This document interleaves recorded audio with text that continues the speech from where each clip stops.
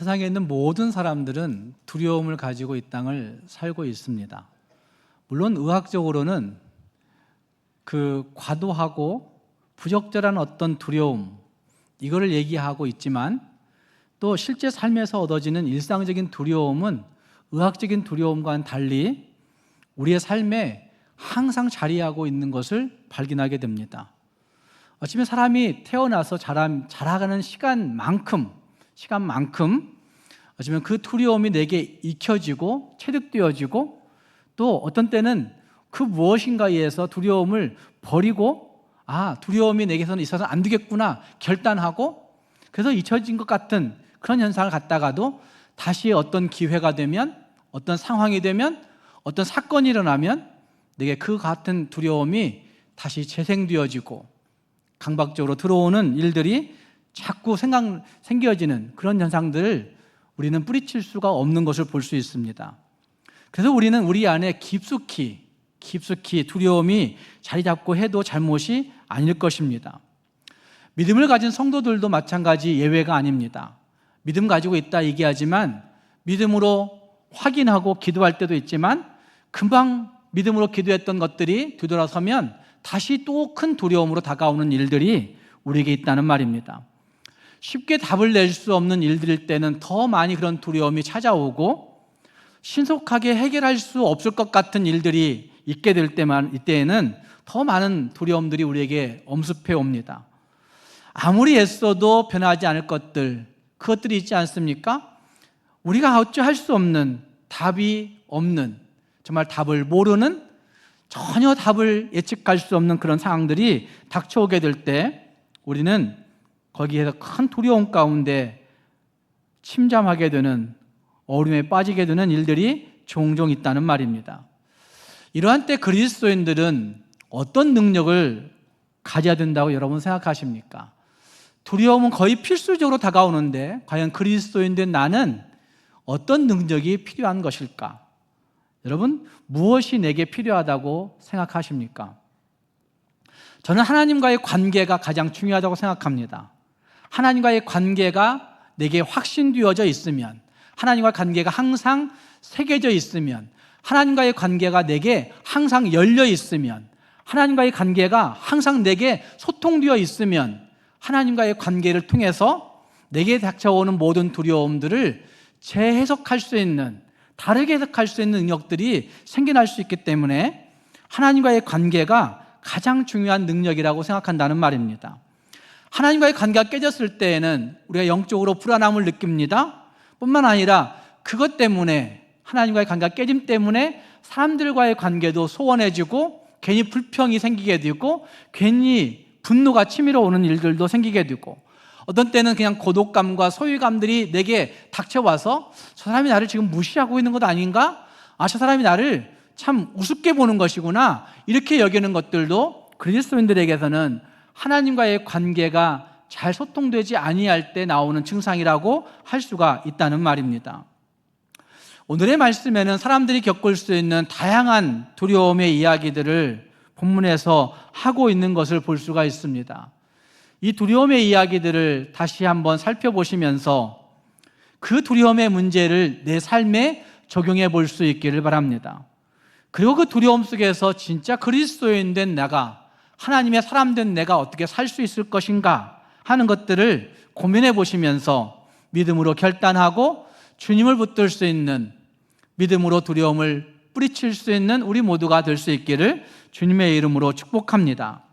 함께 읽은 말씀 가운데 사람들에게 있는 두려움의 이야기들을 여러 가지로 표현하고 있는 것을 볼 수 있습니다. 어쩌면 두려움의 이야기들은 우리의 염려와 걱정과 근심 속에서부터 출발할 것입니다. 괜한 일에 염려하고 괜한 일에 걱정하는 일들, 거기에서부터 우리의 두려움이 생겨진다는 말입니다. 또 어떤 일에 대한 스트레스나 트라우마가 있는 사람들은 굉장한 공포심을 느끼는 어떤 대상이나 어떤 환경이나 어떤 누구, 어떤 무엇, 것이 있는 것을 발견하게 됩니다. 그래서 그런 것들이 연출되기라도 한다면 나는 굉장한 큰 공포심 가운데 빠져드는 것들을 막을 길이 없을 때가 있는 것이죠. 또 어떤 경우는 불안이나 어떤 불평이나 이런 것들이 찾아들게 될 때 우리에게는 두려움이 생겨진다고 이야기를 합니다. 또 어떤 일에 놀라는 일들도 마찬가지 우리에게 두려움을 가져옵니다. 아, 저기에 왜 사람들이 서 있을까? 저기에 왜 사람들이 모여 있을까? 그냥 많이 모여 있는 것 보면서 그냥 놀라는 그것이 있는데, 그 놀람 가운데 그 다음은 저기에 무슨 사고 난 것 같아, 저기에 교통사고 난 것 같아, 저기에 차가 뒤집어진 것 같아. 두려움으로 우리에게 다가올 때가 있다는 말입니다. 아마 이런 류의 두려움들의 원인은 참 다양하다고 이야기를 합니다. 어릴 때 겪었던 어떤 충격적인 일들이 내게 두려움을 가져오는 원인이 되어 있을 때도 있고, 어릴 때 겪었던 충격만이 아니라 내 마음의 상태, 내 정신적인 상태가 어딘가 조금이라도 약해져 있을 때, 부족해 있을 때, 어쩌면 정신적으로 강해지지 못했을 때 우리는 두려움에 사로잡힌 일들이 종종 있는 것을 발견하게 됩니다. 또 보살핌을 제대로 받지 못했을 때, 누군가의 돌봄을 받고 싶었는데 그 돌봄이 잘 안 됐을 때, 우리는 그런 상황에 연출되면 두려움이 우리에게 들어오는 것들을 막을 길이 없는 것을 볼 수 있습니다.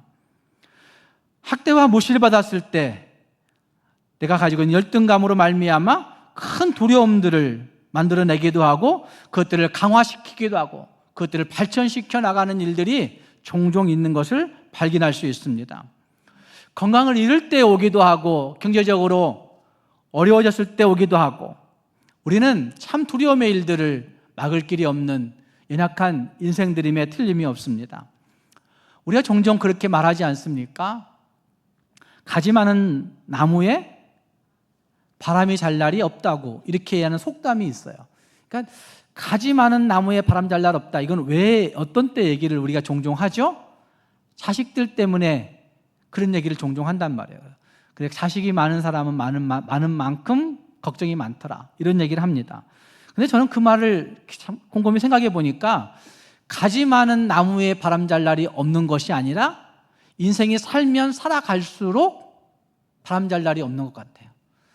연륜이 깊어지면 깊어질수록 바람 잘 날이 없는 것 같아요. 지식이 조금 많아져서 지식이 많아지면 많아질수록 고민이 많아질까요? 없어질까요? 고민이 많아지는 거예요. 두려움이 많아지는 거예요. 어쩌면 물질이 많아지면 많아질수록, 세월을 살면 살수록, 어쩌면 하는 일의 영역이 넓어져 가면 넓어져 갈수록, 하는 일에서 책임지는 일들이 많아지면 많아질수록 우리는 더 많은 것들을 고민해야 되고, 더 많은 것들을 끌어안고 두려워해야 하는 그러한 처지에 놓여져 있는 것이 누구다? 인생이다, 저와 여러분이다 라고 말하는 말이, 가지 많은 나무에 바람 잘 날 없다, 이 말이 아닌가, 이런 생각을 해보게 됩니다. 결국 두려움의 문제는 우리가 뿌리칠 수 없는 어려움의 문제라고 할 수 있다는 말입니다. 그런데 우리가 두려워하고 있는 그 원인을 다시 한번 잘 분석해 보시면, 결국 그 두려움의 원인 가운데 이런 것들이 있지 않습니까? 내가 사랑받지 못할까 봐, 내가 원하는 만큼 사랑받고 싶은데 그 사랑이 다른 사람에게 갈까 봐 두려워하는 일들이 있는 것이고, 또 어떤 때는 인정받지 못할까 봐 두려워하는 일들이 있는 것이고, 어떤 때는 내가 더 많이 가지고 싶은데 내가 움켜쥘 수 없어서 가지지 못해서 두려워하는 일들이 있는 것이고, 또 내가 이걸 다 주도하고 싶은데 주도하지 못해서 두려워하는 것이고, 또 생각해 보시면 내가 좀 드러나고 싶은데 드러나지 못할 때 두려워해서 집착한 일들이 생기게 되는 일들도 종종 있는 것이죠. 또 생각해 보시면 우리는 내일 일을 알 수가 없어요. 한치 앞의 일들도 알 수 없는데도 불구하고 마치 그것을 내가 다 알아야 되는 것인 양 생각하는 그 헛된 생각들이 우리를 두려움으로 몰아넣는 일들이 있는 것을 발견하게 됩니다. 사람들이 흔히 가지고 있는 이 두려움의 감정은 믿음 생활에 도움이 될까요? 안 될까요? 도움이 될 때도 있고 안 될 때도 있습니다. 하나님을 향한 두려움, 하나님을 향한 긍정적인 두려움은 믿음 생활이 도움이 됩니다. 하나님을 붙들 수 있는 근거가 될 수 있기 때문에. 그런데 대부분의 두려움들은 우리가 믿음 생활하는데, 영적 도약을 갈망하는데, 영적 도약을 이루어가는 일에 대부분의 두려움들은 도움이 되지 않습니다. 왜냐하면 사탄이 그 두려움을 가지고 장난을 치기 때문에. 사랑하는 여러분, 하지만 이 두려움의 문제를 여러분들이 잘 극복해 볼 수 있기를 바랍니다. 오늘 함께 읽은 말씀 가운데 등장하고 있는 예레미야 39장에 두려워하는 사람들의 모습을 다양하게 볼 수가 있습니다.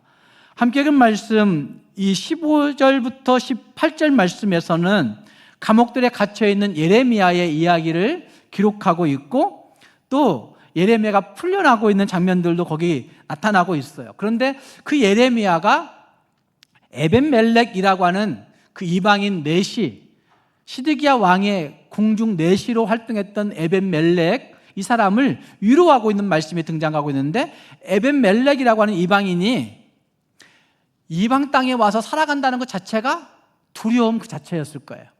그래서 두려움을 가지고 살아가고 있는 인생 에벤멜렉이 보여지고 있고, 진짜 육신에 갇혀서 살고 있는 예레미야 선지자의 두려움이 거기에 존재하고 있고, 뿐만 아니라 악구절들에도 우리 인생이 겪는 두려움의 이야기들을 이런 모습으로 표현하고 있는 것을 볼 수가 있습니다. 39장 1절 말씀을 한번 보십시오. 1절 말씀을 보시면 유다의 시드기야 왕의 제9년 10째 달에 바벨론의 느부갓네살 왕과 그의 모든 군대가 전력 투구하는 거죠. 또 바벨론이 예루살렘을 어떻게 했어요?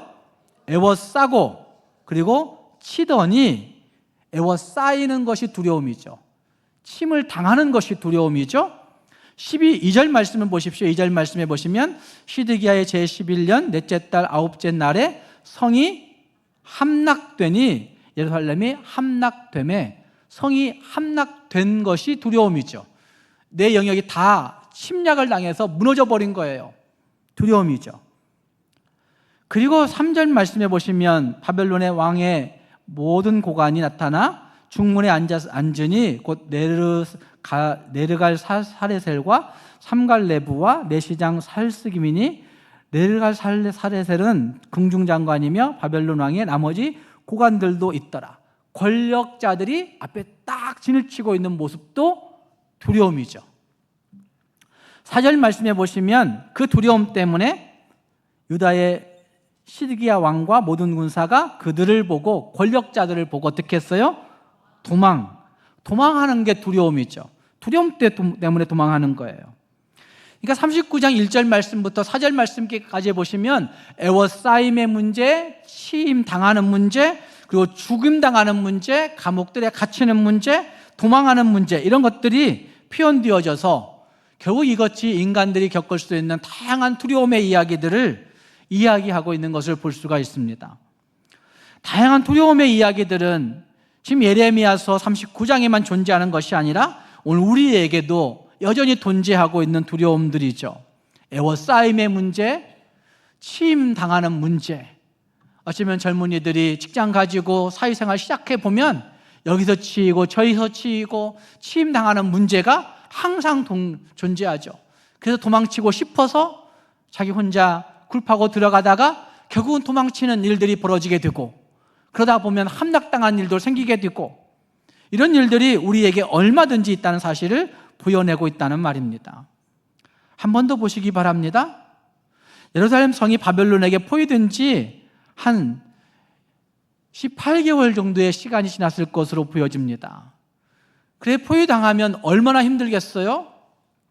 성이 완전히 포위당해서 어떤 물자가 들어갈 수도 없고 나갈 수도 없고, 그리고 그 안에서 먹고 사는 문제가 해결한다고 해봤자 한계가 있는 것이니까 1년 6개월 동안 그 안에서 먹고 살고 살아가는 것이 고통 그 자체였을 것입니다.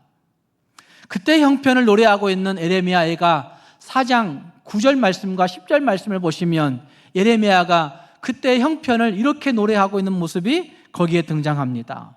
예레미야가 4장 9절 말씀과 10절 말씀을 보시면 이렇게 얘기합니다. 칼에 죽은 자들이 줄여 죽은 자들보다 나음은 토지의 소산이 끊어짐으로 그들은 찔림받은 자들처럼 점점 쇠약하여 가미로다. 어떤 자들이 더 나아요? 칼에 죽은 자들이 낫더라. 줌줄여 죽어가는, 그 점점 쇠약해져 가서 죽어가는 것이 훨씬 더 힘들더라. 이런 표현을 예레미야가 노래를 지어서 슬픈 노래로 부르고 있는 거예요. 10절 말씀을 보시면 이렇게 얘기합니다. 이렇게 노래합니다. 슬픈 노래죠. 딸 내 백성이 멸망할 때에 자비로운 부녀들이 자기들의 손으로 자기들의 자녀들을 삶아 먹었도다. 자기들의 자녀들을 삶아 먹는 사람들은 자비로운 자들입니까? 악한 자들입니까? 근데 여기서 보시면 자비로운 부녀들이 그랬다고 그래요. 성이 온통 굶주려 죽게 생겼으니까 눈물을 머금고 자기 자녀를 삶아서 나눠주는 거예요. 그걸 자비롭다 얘기하는 거예요. 비유적으로. 여러분은 안 그러겠죠? 자녀 사랑이 특별하시니까. 정말 안 그러실 거라고 자부하십니까? 어떤 환난이 와도, 어떤 고통이 와도, 굉장히 긴 시간 동안 고통이 온다 할지라도 나는 절대로 내 자녀 버릴 수 없다고 하시겠습니까? 북한 지금 굉장히 힘들다고 얘기합니다. 어제 아주 바쁜 와중에서도 컴패션의 서정인 대표가 정말 깜짝 못 온다고 저한테 톡을 보내왔었어요. 그런데 깜짝 왔다 갔어요.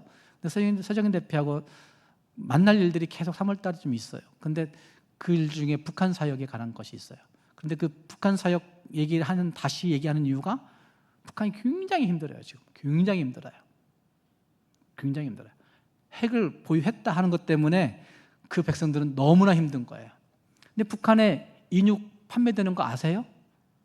북한에 인육 판매되잖아요. 먹고 살기 힘드니까. 이미 노무현 정부 때 그 고난의 행군 할 때 그때도 인육 파는 일들이 벌어졌었어요. 지금도 있다고는. 지금도. 먹고 살기 힘드니까 그러더라는 거예요. 우리는 괜찮은 거예요? 예레미야 애가에서 노래하고 있는 이 말씀을 보시면 예레미야서에도 1년 6개월 정도의 그 성 안에서 먹을 것이 없다 보니까 결국은 자녀를 삶아 먹는 일들도 벌어졌더라. 통탄하며 노래하고 있는 거예요. 슬픈 노래 부르고 있는 겁니다. 어쩌면 여기에 있는 백성들의 두려움은 전쟁의 두려움도 있지만 에워싸임의 두려움도 있지만 정말 먹고 사는 것에 관련된 두려움들이 크다고 하는 사실을 보여내고 있는 것이죠. 어쩌면 사람들에게 여러 가지 두려움들이 있지만 그 두려움의 궁극적인 가장 중요한 두려움을 하나 꼽으라고 한다면 먹고 사는 것의 두려움들이 모든 사람들에게, 모든 인생들에게 있다고 하는 사실들을 부인할 수가 없다는 말입니다. 기본적인 의식주가 해결되지 아니하면 민심이 흉흉해진다 얘기하잖아요. 그 민심의 흉흉해짐은 결국은 그냥 민심만 흉흉해지는 것이 아니라 그것으로 말미암아 관계도 파괴되어지고 사람들이 사람 구실 못하는 일들이 벌어지는 일들이 많아지는 일들 때문에 이 의식주가 가장 중요한 문제라고 이야기하는 것이라 할 수 있다는 말입니다. 시드기야 왕은 바벨론 군대가 좀처럼 물러가지 않자 37장 말씀에 보시면 38장 말씀과 37장 말씀에서 예레미야를 비밀리에 만납니다. 선지자를 비밀리에 만나서 시드기야 왕이 선지자에게 얘기합니다. 우리 민족의 해결 방안을 좀 주시라고, 답이 없는 우리 민족의 답을 좀 주라고 이렇게 요청하는 그런 두렵고 착잡한 그런 심정을 예레미야 선지자에게 고백합니다. 그런데 예레미야 선지자는 줄곧 일관되게 계속 얘기합니다. 아니 왕이요, 바벨론 왕에게 항복하세요. 그러면 우리 민족 살 길이 있어요. 항복하는 것이 하나님의 뜻이라고 계속해서 이야기해왔던 것을 볼 수가 있습니다. 그럼에도 불구하고 시드기야 왕은 예레미야 선지자의 말을 믿지 않습니다. 여러 번 증거해 주어도, 여러 번 하나님의 말씀을 확인시켜 주어도 믿지 않고 따르지 않는 그런 모습들이 있습니다. 왜일까요? 왜 이방 민족의 왕에게 항복할 수가 없을까요?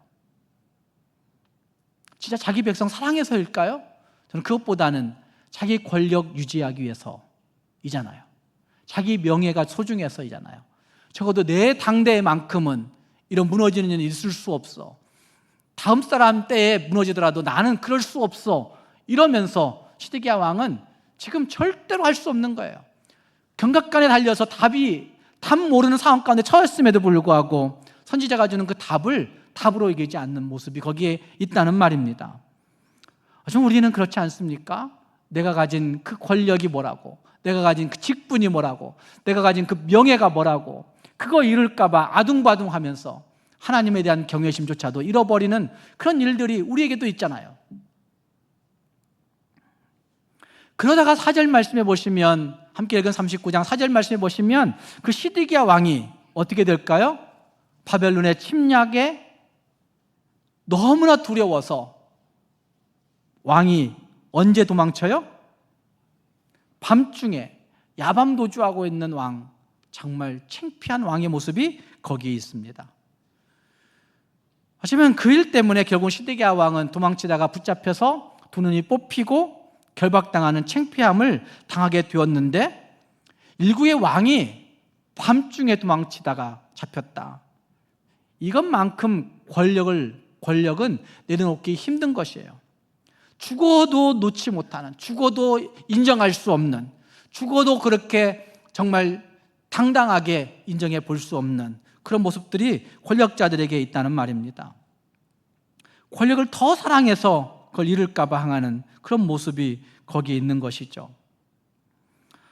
아침에 예레미야 39장 4절 3절 말씀에 바벨론의 여러 고관들의 이름을 다 열거하고 있는데, 이것은 예레미야가 보여주고 있는 이 39장의 말씀이나 예레미야서에 기록된 많은 그 말씀들이 역사적인 사실인 것을 분명하게 증거해 준다고 말할 수가 있습니다.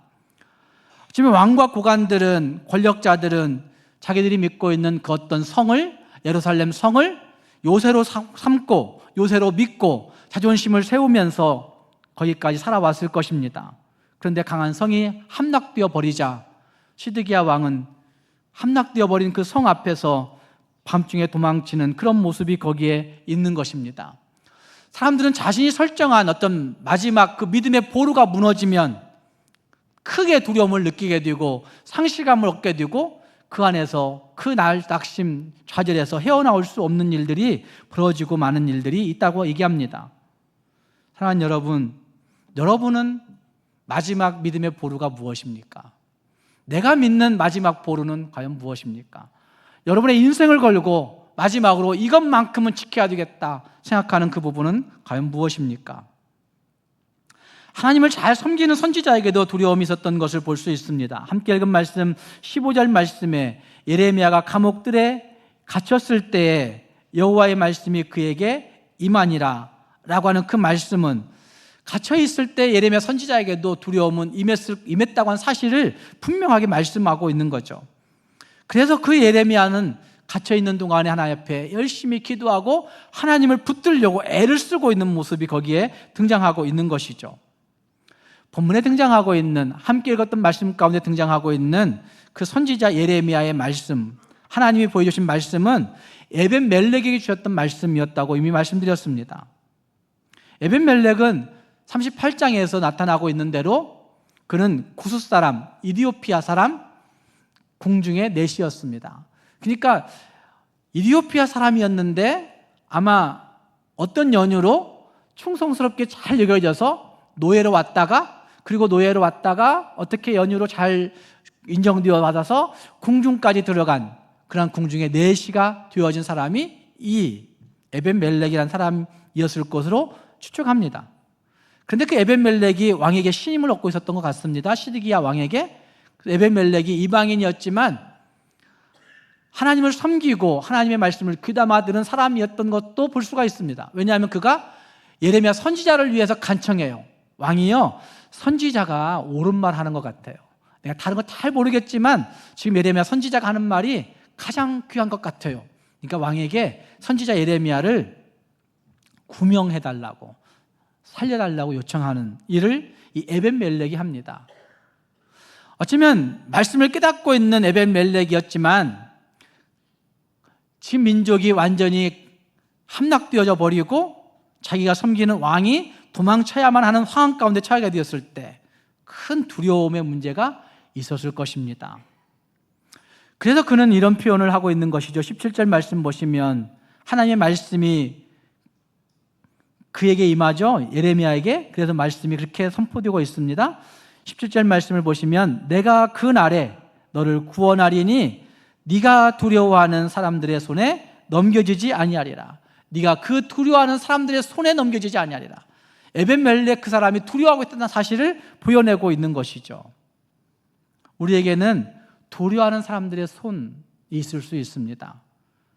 어쩌면 에벤멜렉은 두려워하는 제도가 있었을 것입니다. 두려워하는 차별이 있었을 것입니다. 두려워하는 명예자들의, 권력자들의 모습이 있었을 것입니다. 두려워하는 미래의 일들이 있었을 것입니다. 두려워하는 자기가 이제까지 구축해 놓은 자기의 어떤 그 영역, 궁중 내시였으니까 자기의 영역이 분명히 있었을 것입니다. 또는 자녀를 가진 부모들은 자녀들의 문제로 두려워합니다. 두려운 영역들이 너무나 많이 있다는 말입니다. 17절 말씀이 이야기하고 있는 두려워하는 사람들의 소원이라고 하는 그 말, 우리에게 적용해 본다고 한다면 나에게는 무엇이 두려움의 문제이십니까? 지금 우리 자신들을 적당하게 긴장하게 만들고 적당하게 생기를 불어넣을 수 있고 하나님을 붙들 수 있게 만드는 두려움이라면 그건 이미 순기능적인 두려움, 긍정적인 두려움이라고 말씀을 드렸습니다. 그러나 우리의 마음을 교만하게 만들고 우리의 마음을 강박적으로 만들고 우리의 마음을 불안하게 만들고 우리의 마음을 하나님을 의지할 수 없도록 만드는 것이 있다고 한다면 그 두려움의 문제가 좋은 두려움은 아닐 것입니다. 여러분에게는 두려워하는 사람들의 손의 문제가 무엇입니까? 제도나 명예나 아니면 물질이나 사람들이나 아니면 자녀들의 문제나 미래의 일들이나 나에게는 무엇이 두려움의 문제인지 한번 생각해 볼 수 있기를 바랍니다. 내게 있는 두려움의 문제를 생각하면 그 다음 그것의 해결 방안은 오늘 읽었던 말씀 가운데서 분명히 말씀되어지고 있는 것이 있습니다. 내가 그날에 너를 구원하리니 네가 두려워하는 그 사람들의 손에서 넘겨지지 아니하리라 말씀하시는 것처럼 두려워하는 그날에 하나님이 우리에게 주시는 그 말씀이 분명히 있다는 말입니다. 함께 읽은 말씀과 비슷한 말씀이 시편 56편에 등장합니다. 시편 56편 3절 말씀에 이런 말씀이 있는데 같이 한번 읽어보겠습니다. 시편 56편 3절 말씀 따라서 읽겠습니다. 내가 두려워하는 날에는 내가 주를 의지하리이다. 한 번 더 따라 하겠습니다. 내가 두려워하는 날에는 내가 주를 의지하리이다. 두려워하는 날에는 내가 어떻게 해야 돼요? 주를 의지하겠다고 다짐하고 결단하고 있는 다윗의 고백이 거기 등장합니다. 다윗이 말하고 있는 두려움의 날은 진짜 환난의 날이었습니다. 어쩌면 원수의 핍박이 있는 날이었습니다. 모든 것이 다 없어지는 상실의 날이었습니다. 전쟁의 날이었습니다. 자기 생명이 위협당하는 죽음의 날이었습니다. 유급한 날이 다윗이 말하고 있는 내가 두려워하는 날이라고 하는 날입니다. 그냥 어쩌다 지나가는 그냥 갑작스럽게 생기는 어떤 두려움의 문제가 아니라 그 두려움의 일들이 분명하게 있어서 실질적으로 있어서 실제적으로 존재해서 이 두려움의 날 견디지 못하면 죽겠구나 라고 생각하는 환난과 핍박과 위협의 날들이 다윗이 말하는 두려움의 날이란 말입니다. 그러나 그 두려움의 그날에 다윗은 하나님을 의지하는 신앙을 잃지 않고 자신 있게 두려움의 날에 하나님을 의지했던 것을 볼 수 있습니다. 다윗이 여기 말씀하고 있는 의지하리다라고 고백하고 있는 의지한다라고 한 단어는 어디에 꼭 매어 달리다라는 뜻을 갖고 있습니다. 꼭 매어 달리다. 어디에 무엇인가에 꼭 매어 달려 있다라는 뜻을 갖고 있다는 말입니다. 마치 어린 아이가 엄마에게 꼭 매달려 있는 것처럼 착 달라붙어 있는 것처럼 어떤 대상에 대한 전적인 신뢰와 어떤 대상에 대한 전적인 믿음과 의지를 가지고 붙들고 있는 모습, 더 나아가서는 자신을 온전히 내어 맡기고 있는 모습, 이것이 의지하리이다라고 하는 말이라 할 수 있습니다. 단순히 믿는다, 단순히 의지한다, 단순히 신뢰한다는 차원의 문제가 아니라 믿을 뿐만 아니라 의지하고 안심해버리는 태도, 의지하고 진짜 안심해버리는 그런 모습, 신뢰할 뿐만 아니라 그분의 처분에 다 맡겨버리는 그런 모습, 이것이 의지하리이다라고 하는 말씀입니다. 그 히브리어를 헬라어로 돌아가서 헬라어의 용례를 찾아보면 디모데후서 2장 15절 말씀이 나타나는데 디모데후서 2장 15절 말씀을 보시면 이런 말씀이 있습니다. 너는 진리의 말씀을 옳게 분별하며 부끄러울 것이 없는 일꾼으로 인정된 자로 자신을 하나님 앞에 드리기를 힘쓰라, 이런 말씀이 등장해요. 거기 인정된 자로 하나님 앞에 드리기를 힘쓰라, 이 구절이 히브리어로 의지하리이다 라고 하는 구절과 같은 용례의 단어인 것을 볼 수 있습니다. 인정된 자로 드리기를 힘쓴다는 말씀은 처분에 맡기는 거예요. 하나님이 나를 인정해 주시지 않을지라도 나는 그분께 맡기고 나아가겠습니다 라고 하는 그런 태도 말하고 있는 거죠. 하나님께 인정받을 수 있는 그것은 맡기는 거예요. 하나님이 내 모든 걸 처분하실 수 있는 분이신 것을 확신하면서 그분께 맡기는 것이죠. 그게 진짜 의지하는 것이죠. 그것도 한 번 의지하고 한 번 믿고 끝난 것이 아니라 그 위험 요소가 지나갈 때까지, 그때까지만 맡기고 있는 것이 아니라 사실은 계속해서 맡기고 있는 태도, 이것이 바로 의지하리이다 라고 하는 단어 가운데 있다는 말입니다. 위험 요소가 끝날 때까지, 아니 위험 요소가 없었을지라도, 두려움을 주는 대상이 완전히 떠나갔을지라도 지속적으로 의지하고 있는 그 모습, 그 태도를 의지하리이다 라고 말하고 있다는 말입니다. 이런 의지함의 능력은 믿음에서 나오는 겁니다. 근데 그 믿음이라고 얘기할 때 그 믿음은 그냥 믿는다, 믿습니다, 이것이 아니라 사실은 그 대상이 분명하기 때문에 그분 하나님이 내 모든 걸 맡아 책임지실 수 있다, 그러니 나는 그분의 처분에 맡긴다, 이것까지가 믿음이에요. 이것까지가 믿음이에요. 사랑하는 여러분, 여러분은 무엇을 믿고 확신하고 있으십니까? 하나님 앞에 모든 걸 맡기고 의지해야 되는데, 그분의 처분에 모든 걸 다 맡겨버리고 그분을 붙들어야 되는데, 여러분은 무엇을 믿고 무엇을 확신하고 무엇을 선포하고 계십니까? 함께 읽은 말씀에서는 그 예레미야의 확신 어린 하나님의 말씀을 주는 확신을 가지고 선포하는 그 모습이 거기 등장하고 있는데, 함께 읽은 말씀 가운데 그런 말씀이 있습니다. 하나님이 남겨놓으신다라고 하는 표현을 분명히 그가 확신하고 있는 것을 볼 수가 있습니다. 10절 말씀을 한번 보십시오. 10절 말씀에 이런 말씀이 있습니다. 사령관 느부사라단이 아무 소유가 없는 빈민을 유다 땅에 어떻게 해요? 남겨두고. 지금 이 상황은 예루살렘 성이 완전히 함락되어 버린 때의 문제예요. 다 멸망당한 때의 문제예요. 그런데도 불구하고 사령관 느부사라단, 이 사령관은 누구의 군인일까요? 바벨론의 군인이잖아요. 바벨론의 군인인데, 바벨론의 군인의 손을 빌어서 하나님이 유다 땅에 누구를 남겨두어요? 아무 소유가 없는 빈민을 남겨두어요.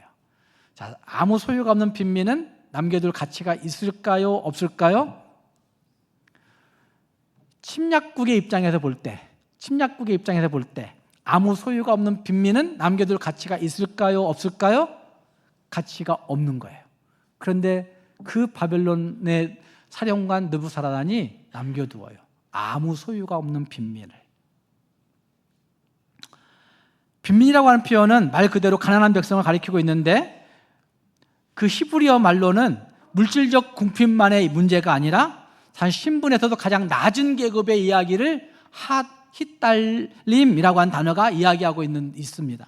그렇기 때문에 물리적인 모든 형편이 비천하고, 또 모든 것들이 하찮하고 모든 것들이 미천한 그런 상태에 있는 사람들을 아무 소유가 없는 빈민이라고 하는 구절이 표현해내고 있는 것입니다. 그런데 하나님께서 이방인의 손을 빌어서 그들을 남겨놓으시고 그들을 밭을 소유하게 하시고 결실하게 하시는 일들을 하시겠다고 말씀하신 말씀이 거기에 등장하고 있는 것이죠. 하나님이 남겨놓으신다는 말입니다. 세상이 다 무너진다 할지라도 하나님이 남겨놓으신다는 얘기를 하고 있는 것입니다. 세상적으로 뭐 가지고 있어서 남겨놓는 것이 아니라 세상적으로 정말 번쩍번쩍한 어떤 재물을 가지고 있어서가 아니라, 학식이 있어서가 아니라, 명예가 있어서가 아니라 하나님 앞에 두 손 두 발 다 들을 수밖에 없는 아무 소유가 없는 빈민들, 하나님 앞에 항복한 자들을 하나님이 남겨놓으신다고 말씀하고 있다고 저는 생각합니다. 우리에게도 이런 믿음이 있어야 되는 것이죠. 내가 무엇 있으니까 남겨놓겠지, 내가 그래도 무엇인가 했으니까 남겨놓겠지, 그게 아니라 하나님 앞에 다 돌고 항복했으니까 남겨놓으시는 하나님의 은혜, 이것이 우리에게 있어야 된다는 말입니다. 우리가 좋아하는 찬송 중에 이런 찬송 있지 않습니까? 나 가진 재물 없어도, 나 가진 명예 없어도, 나 가진 지식 없어도, 나 가진 건강 없어도 내게 무엇이 있어요? 여러분에게 무엇이 있을까요? 다 없다고 얘기하는, 재물 없고 명예 없고 지식 없고 권세 없고 건강 없다고 이야기한 송명희 씨의 그 고백 가운데 무엇 한 가지가 남아 있어요? 남이 보지 못하는 하나님의 모습을 보고, 남이 듣지 못하는 하나님의 음성을 들을 수 있고, 남이 갖지 아니한 그것 하나님이 내게 남겨놓으셨다고, 나 그거 있어서 산다고 이야기하고 있는 고백이 있지 않습니까? 그것이 무엇이겠어요? 하나님을 보여지는, 하나님을 느끼게 되는, 하나님을 만나게 되는, 하나님이 내 안에 들어와 계시구나라는 사실을 확신하게 되는 그 믿음이 우리에게 있어야 된다는 사실이죠. 사랑하는 여러분, 다 없어도 어떤 것 하나 없어도 나에게는 하나님 그분만 있으면 내가 이 땅을 살 수 있겠구나, 나 같은 죄는 하나님이 남겨놓으셨구나라고 하는 확신, 그 관계만 있으면 나는 이 세상을 이길 수 있구나 자신할 수 있는 저와 여러분이 꼭 될 수 있기를 주님의 이름으로 축복합니다. 또 한 가지는 하나님이 넘기지 아니하신다는 약속이 거기에 등장합니다. 함께 그 말씀 가운데 분명히 있습니다. 17절 말씀에 내가 두려워하는 사람들의 손에 어떻게 해요? 넘겨지지 아니하리라. 네가 두려워하는 그것들 손에 하나님이 우리를 어떻게 하세요?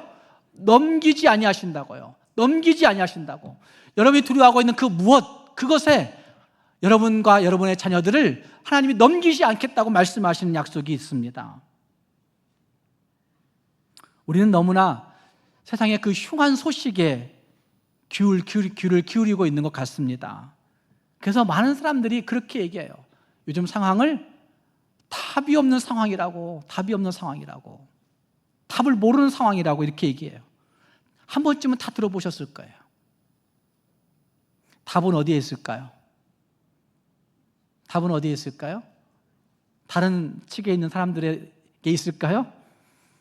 아니면 답은 그것에 넘어 있는 사람들에게 있을까요? 답은 누구에게 있을까요? 하나님에게 있어요. 그래서 믿음이라고 얘기할 때 믿음은 답이 없는 거예요. 그런데 하나님이 계신 것이 답이에요. 심전적으로 우리는 재난의 소리, 사고의 소리, 비난의 소리, 어려움의 소리, 서로 지적질하는 소리, 이것 때문에 마음이 흔들리면서 그 소리 때문에 갈팡질팡하고 내 마음도 괜히 우울해지는 그런 일들을 수도 없이 경험하며 내가 살고 있습니다. 그러나 믿음의 사람들은 두려워하는 사람들의 손에 내가 너를 넘기지 아니하리라, 이 소리를 꼭 기울이시기 바랍니다.